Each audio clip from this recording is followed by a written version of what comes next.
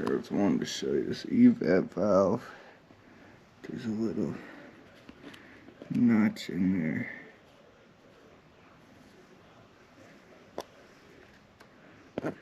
See, right there. So this, that's the line up with that notch.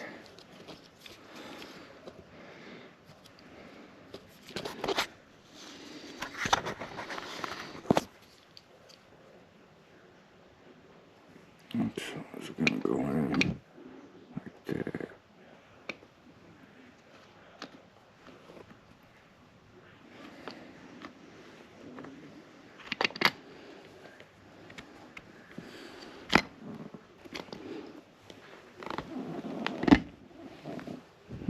Twist it, lock it in.